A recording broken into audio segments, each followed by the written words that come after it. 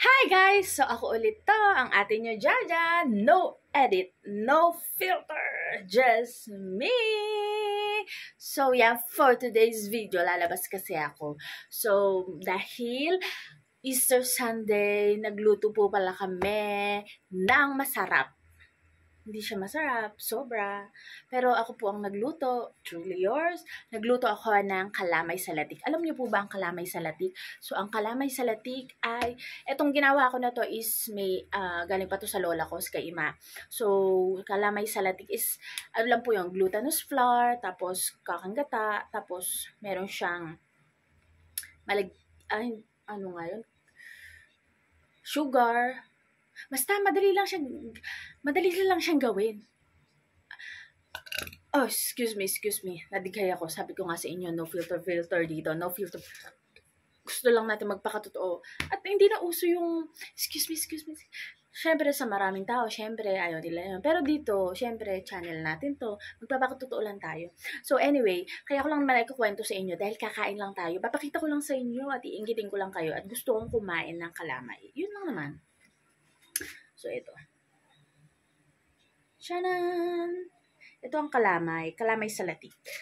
So, sa Nueva Ecija, kalamay sa latik siya. So, ayan. Familiar ba kayo dyan sa kalamay sa latik?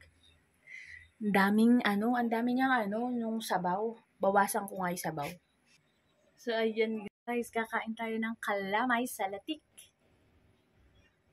Ayan. So, ayan, familiar ba kayo sa kalamay sa latik?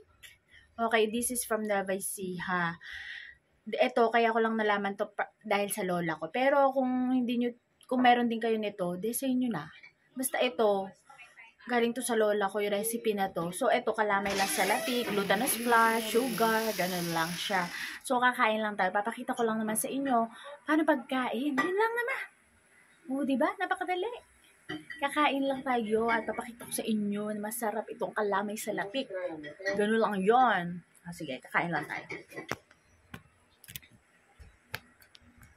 Wait lang guys. No edit, no filter nga to, diba? Kaya medyo kahit nahihirapan ako, nandito lang naman ako sa sa likod ng bahay namin, tapos may araw, ayan lang. No edit, no filter nga, diba? So, ayan, ganyan yung itsura niya. Kalamay sa latik, tapos may latik.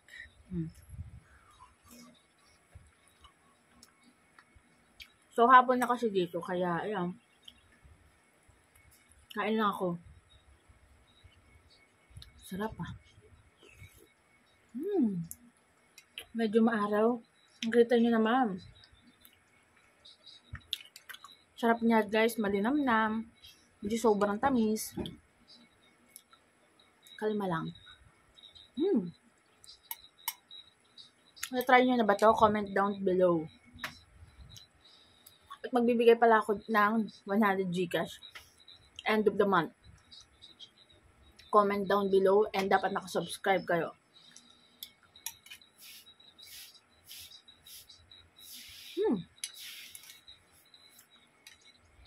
Medyo mainit. Nagpabulisin ako. Okay guys, hanggang dito na lang ating vlog. So don't forget to like, share, subscribe to my channel, click the notification bell for more upcoming videos. Nabubulo na ako. Bye! See you in my next vlog. Oh, kung gusto niyo to, gawa na rin kayo. Bye!